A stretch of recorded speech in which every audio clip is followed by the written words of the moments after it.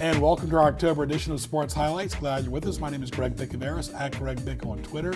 Our program comes on Mondays at 7 a.m., 2 p.m., and 7 p.m., weekends at 9 a.m.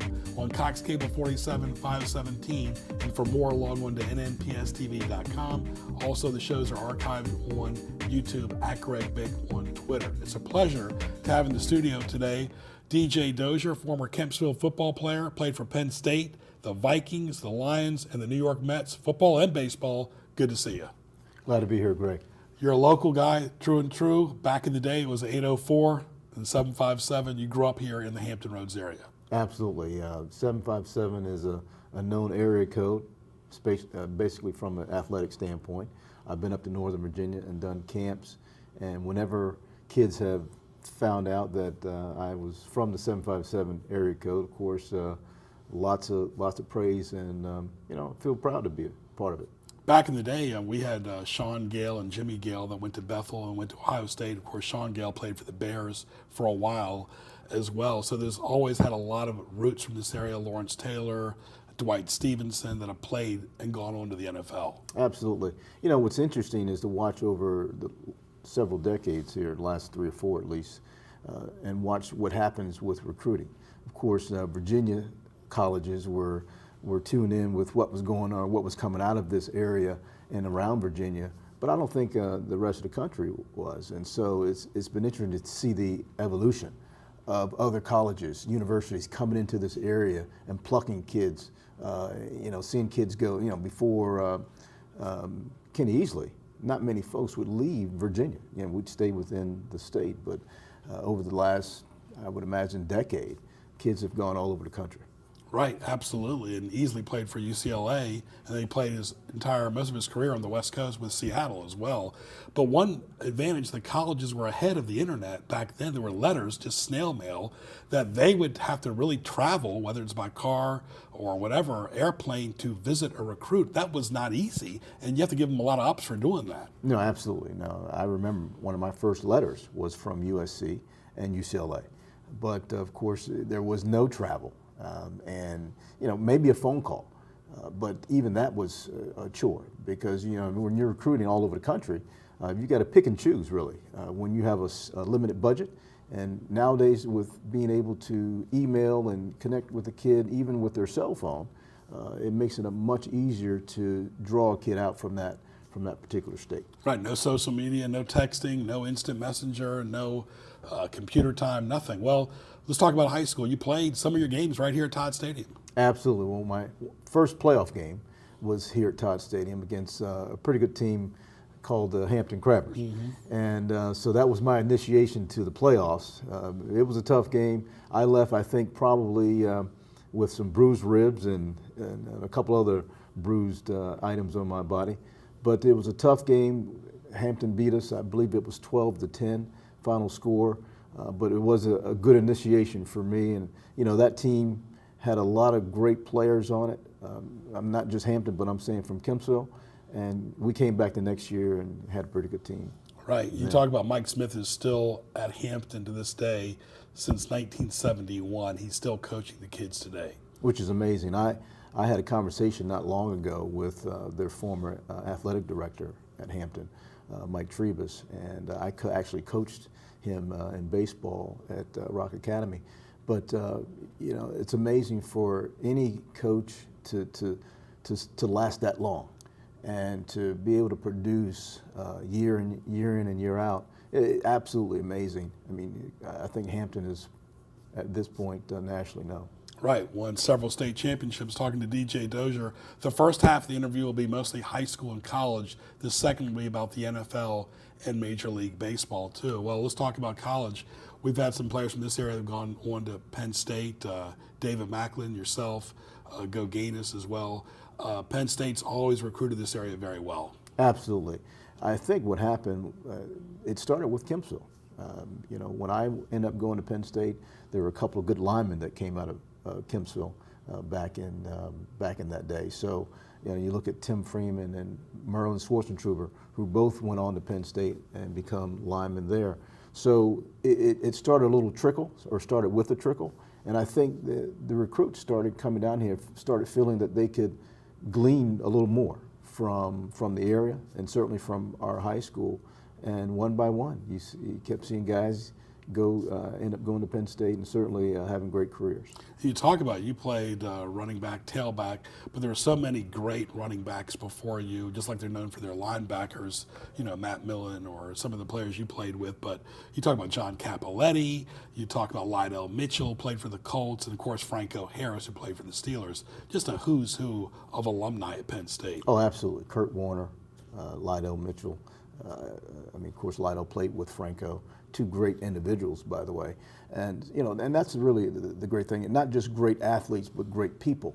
But in terms of Curtis Enos and Larry Johnson, some great running backs that went on and did some had some careers in the NFL or great careers. And I think Saquon Barkley. Well, certainly he's in that category and will have hopefully a great career in the NFL. We mentioned Mike Smith, who was at Hampton for so long, but your former coach, the late Joe Paterno, as an assistant from 50 to 65. That's 16 years old. That's a career right there. Right. And then that's not enough. From 66 to 11, basically till he passed away, right. Still the head coach. When you left Penn State, do you think he would have still been coaching in 2011? I didn't. But one thing that Joe always said is that he didn't do anything else. He wasn't really involved in a lot of hobbies. He didn't golf. The only thing he did in the off season was spend time with his family on the shore. So football was his life, and you could tell later on when he got older that those comments that he had made about Bear Bryant, that when Bear Bryant retired is when he died. And so I think in the back of Joe's mind, he felt the same way, that if he ever retired or if he was ever pulled away from football, that he would pass away because there was nothing else that he wanted to do in life professionally. And sure enough, that's unfortunately what happened. His health started going downhill. I think, he's was on later on in his years, but still, he coached for a long, long time. What did you learn from him the most? He seemed like he was always about consistency, whether it was the meals, the uniforms, especially the uniforms. You watch an NFL game, the Raiders or the Colts or the Cowboys or the Redskins. You watch a college game, Ohio State, Alabama, Penn State. I remember talking to Jay, his son, on Sports Scene on the radio, and Jay would say, when you turn on a game and you see Alabama, their colors. Penn State the same way. These uniforms that change all the time, they don't realize that's changing the identity of these kids every week too. Well, let me tell you, Joe was very much into the details. He believed details. The practices were down to the minute. Everything was scrutinized. And it didn't matter if you were, if you were a running back, you were going to be a great blocker, or at least the best blocker you could become. And if you missed a block, we had to run it over. So he believed in taking care of every little detail, and we bought into that philosophy. In practice, sometimes there was more pressure in practice than in the games. In some cases, I think a lot of guys felt like game time was free time. Mm-hmm. Practice was scrutinized, and you missed a play, you had to hear it from it. And I remember there were a couple of times when guys would fumble or miss a block, miss a pass, or miss a drop a ball, and Joe would make us run it over. But it was an embarrassing moment. And so by the time that we got to the game, it was like free, like I said, free time. And he would literally say, "Okay, guys, we've spent enough time practicing to be perfect. Now it's time to go out and play with reckless abandonment." And that's like letting a kid go out and play in the candy store. So he let it. We were free and went out and played football. Another thing people take for granted is you're trying to keep track of dozens of young men, managers, assistant coaches. Very little communication back then. So when y'all had team meetings, y'all better have taken notes down and remembered it, because there was no email or text alerts. Hey, we got a meeting, or we got to play Pittsburgh. Talk about that Pittsburgh rivalry. That was huge. Oh, without a doubt. Yeah. You don't learn much in your freshman year, but over the series of your career, you learn just how deep that passion is. But think about it. Most of the players, both from Pitt and Penn State, are from Pennsylvania. Mm-hmm. So you've brewed something, or you breeded something that has brought on this rivalry. Mm-hmm. So of course, me being from Virginia, I didn't understand it at first, but you learn pretty quick.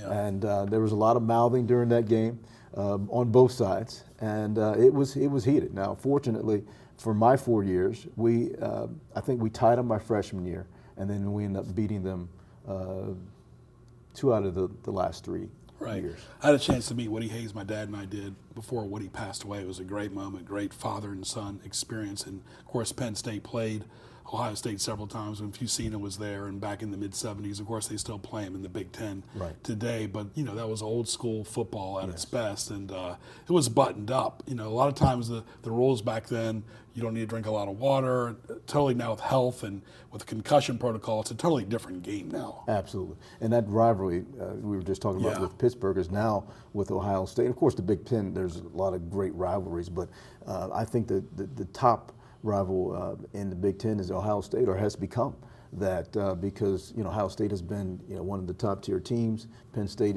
has fought back to get to the top. I think they've arrived at this point. And so going back a few years, actually 2 years ago, 3 years ago, when Ohio State came to Penn State, and that was when Penn State was still trying to get back to that national that national level. And probably a lot of people didn't expect Penn State to even have a chance. And I think a lot of Penn State fans didn't think so. And to be able to win that game was amazing. And so I think that helped to build that rivalry back again. And so in a couple of weeks, or actually I think the 29th, they go at it again. Yeah, the sad part after the Sandusky scandal was Joe always kind of wanted, I think, kind of pick a successor. Everything just all heck broke loose pretty quick. He had no time. It was a lame duck. I mean, he was getting old. I mean, everything just avalanche. That was a horrible way to go out. It was.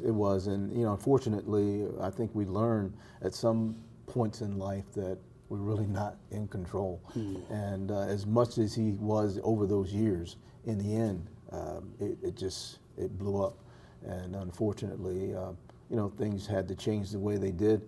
But, the good news is that, they've revamped and revitalized, and, they've come back. Little known fact, one of his best favorite assistants at Penn State was George Welsh, who coached Virginia. We had Welsh on Sports Highlights years ago. He was very loyal to his assistants. A lot of them were played for him as well. Absolutely. Started young, grew up in that system, and wanted to come back and help. And, thank goodness, because Tom Bradley, some other guys that coached at Penn State for 30 or 30 plus years, gave back to another and helped another generation to move and enjoy the seasons with Penn State. Last question before the break. How would you think Joe would think of Penn State 7 years later? They've had a few coaches. They start now to seem like they're coming to their own. Well, Joe didn't like change. Yeah. He liked to keep things the same. Changing the system, changing uniforms, just was not in. Only changing players was it. That's it. Right. Yeah. So this new style of offense, of course, he'd probably pick on that for a minute, but I think he'd be very happy that Penn State has really come back and been in that top 10, top 15 type of team year in, year out, and being competitive. Very good. We'll take a short break, come back more with former Penn State, former Viking, former Lion, and former Met, and from right here in Virginia Beach, DJ Chozier, right here on Sports Highlights after these messages.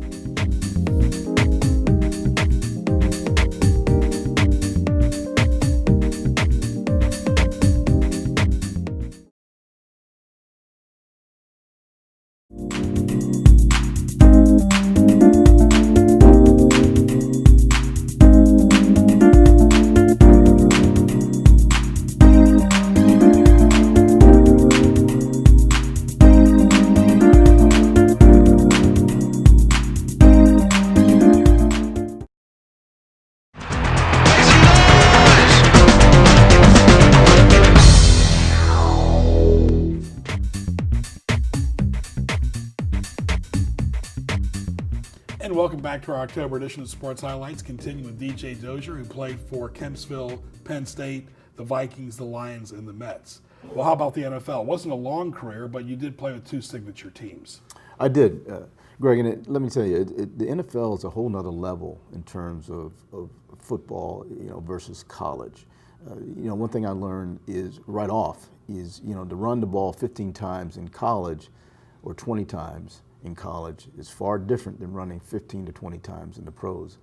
Matter of fact, you could probably run half of what you do in college and feel worse at the end of the game or the next day. You talk about it too. I mean, getting 100 yards in college, okay, but in the NFL, even getting 100 yards is a big deal, and even getting 1,000 yards, even 16 games is a big deal because the quality of play is a lot better. Quality, guys are bigger, stronger, faster, they're athletic, and it's a fight every game. I mean, it really is. I mean, you're actually going against the best of the best of the best every week. And even if a team is not is 0-4 or 0-5, there's still some great talent on that team, and it's still going to be a game. The show is called Sports Highlights, of course. For more, log on to nnpstv.com. Speaking of highlights, talk about some of your highlights at the NFL level and in baseball. Some of the highlights that stick out for you. Well, I think my rookie year, my first year, anything that's new is always exciting. And so to walk into camp for the first time and to be able to, go through the process again of understanding what this game is all about. I think one of the first things that was interesting my first year is the difference between the regular season and the playoffs. Huge difference. In the NFL, because there's 16 games and most teams know they're not going undefeated, the intensity level in the locker room is different than what happens in the playoffs. And so I recognize that because I remember, in college, it's rah-rah, or you're silent or, it's intensity within the locker room. In the pros, I noticed guys were talking, laughing, carrying on, and it took me about 4 games to get used to that. But then my first playoff game, or prior to the game in the locker room, I noticed that change, that switch, because now it was do or die. You can't lose. And so that was one of the first things, one of the highlights that I think was very interesting in terms of that difference between the regular season and the playoffs. And you play with 2 elite players, with the Lions, of course, Barry Sanders, and the Vikings, Herschel Walker. Yeah, both quality people. Obviously great athletes. Listen, Herschel, I met him in college, and his workout, as most people know, his workout regimen was second to none. Even now. Even now, yeah. He can stay with the college kids, train them, and outdo them in some cases. Right. But that guy, listen, I roomed with him before home games. And how was that experience? Well, quite frankly, it was amazing because I didn't realize it, but at 3 in the morning, I heard this noise, and I was trying to figure out what the noise was. I didn't figure it out that week, but then 2 weeks later, I heard the noise again, and I thought, what is that? So I finally sat up in the bed at 3 in the morning. Herschel's doing sit-ups, and so at breakfast, I said, Herschel, what were you doing? He says, I was getting my regimen in. I said, Herschel, it's the day of the game. He goes, exactly. I still need to get my 1,000 in. Wow. So day of the game, this guy was still doing his workout of 1,000 push-ups and 1,000 sit-ups. And talk about Amazing. discipline. How come there's running backs like Emmitt Smith who even played for several years, then the average lifespan of an NFL player might be 3? You're almost an example of that. Right. Well, I think it's a combination of things. One, you have to have a durable body. Sometimes it's working out. Sometimes it's just having a body that can stand the pressure and the intensity of what it's going through week in and week out. The other part of it is being with the right team. If you're with the right team that has a great line and that opens up some holes for you and keeps you out of the those areas where you don't have to run over folks or you're not taking tough hits every play or at least every season. That allows you to have longevity. You're looking at like a guy like Earl Campbell. Now he was a punishing running back, but he also was punished. And today he has a hard time even walking. So And he's not that old. Right, right. So it's a tough game, but if you can get with the right team, also have a good workout program, as well as have a just a durable body, you've got a chance to You have last. to sustain, you're right, because it's not for everybody, offense, defense, or special teams. But sustaining is one thing, the athletic regimen and so forth. But you mentioned Earl Campbell. He looked a lot older than he was when he retired. It really beat him up. It did, and unfortunately, his style probably was, not the best style for him, or really not for anyone. It's a tough game, as I mentioned earlier. You're playing against the best of the best of the best, and to be able to do that and take these guys on week in, week out. Listen, I remember waking up on Monday afternoon or Monday mornings and feeling things I hadn't felt before, trying to figure out where that lump came from. And and instead of taking 1 day to recover, it was taking 2 and 3 days. And the older you get in the league, the longer it takes to recover. And sometimes you don't see nothing until the next morning.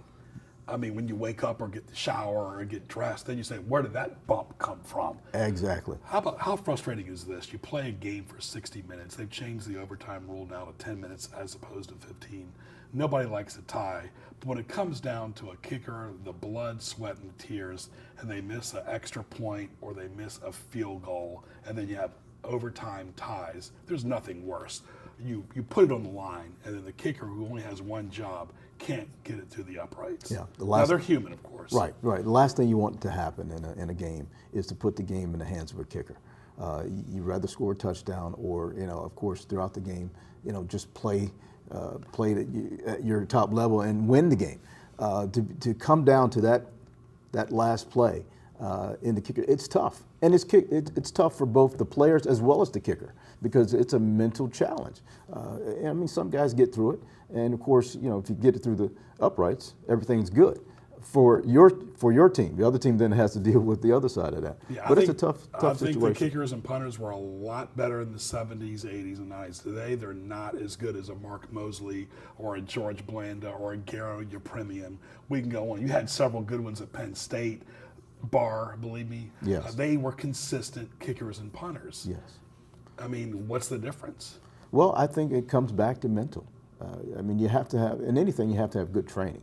But more than anything, you have to have mental training. And now I think, or at least probably about 15 years ago, I think they started having psychiatrists or, the sports psychiatrists, for sports. We didn't have that. You sucked it up and you played the game and you dealt with whatever you needed to deal with. I'm not sure, what caused the change, but I think it's the mental challenge or challenges or the mental strength of players versus now versus then. And mental health issues too. You look at Junior Seau and some other players that are no longer with us. I mean, the concussion stress. I mean, when you were playing, there was not a whole lot of concussion protocol. No, not at all. Matter of fact, we made fun of guys that, quote unquote, got their bell rung. Right.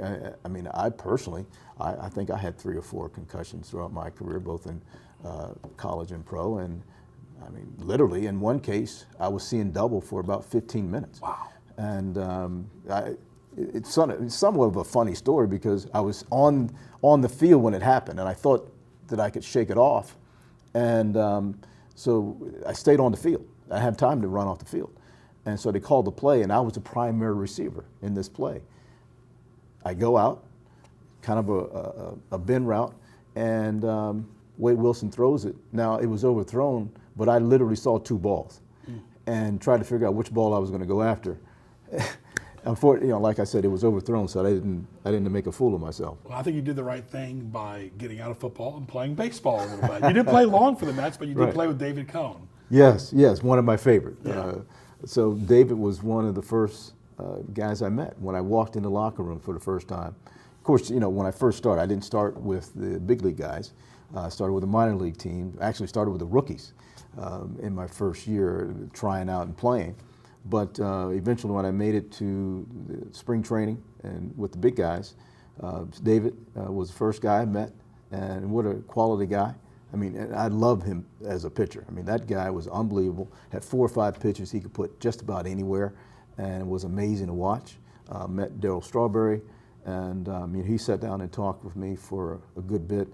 just spent about 30 minutes just talking about baseball and the game of baseball, and really how to go about it and how to be professional, and and how to stay in the league. Yeah, and not to mention the Tides were part of the Mets. So you had the best of both worlds. I did, and of course, Dave Rosenfield was a big part of that with the Tides back in that time, and until he passed, I mean, he was the guy. Yeah, he's a good example of all those that have power are afraid to lose it. But God rest his soul, he came all the way over here to be on the show too, way back in the 90s, where he really got a lot of things done. Finally, your advice to adults and kids about sports and about life in general. Well, I think sports, we have to remember it is just a sport. Although it can become a profession, it's still a sport. And you need to look at it that way. But at the same time, like any challenge, go after it with reckless abandonment, like Joe used to teach us, and be the best that you can be. As a player, as a young person, I think as adults, we have to remember, especially if we're teaching young people, that it is a game, and that at the end of the day, we need to all love our families and teach our players how to love each other from a sport, from a camaraderie standpoint, from a teammate standpoint, and not just make it about individuals or yourself as a coach. And keep it in perspective, because it still baffles me. They're millionaires and they come out sometimes with nothing. And you didn't make that type of money when you were playing, right? And their bank account doesn't show what they really worked hard for. Well, I think part of it is you have discipline on the field, yeah, but that lack of discipline off the field is what causes folks temptations are always going to be there too. Absolutely. As well. Very good, DJ. All the best to you, my friend, in the future. Thank you for being on our October show and sharing your time, your talent, and your treasure about your high school, college, and NFL career. Thank you, Greg. It's been a pleasure. Very good. DJ Dozier, folks, played right here at Todd Stadium, played for Kempsville and Virginia Beach, Penn State, the Vikings, the Lions, and the Mets, and giving back to his community in the 757 in 2018. I want to thank our entire crew, our student crew, led by Ray Price and his great staff. For more, log on to nnpstv.com. For Ray Price, DJ Dozier, I'm Greg Bicaveras. We'll talk to you soon.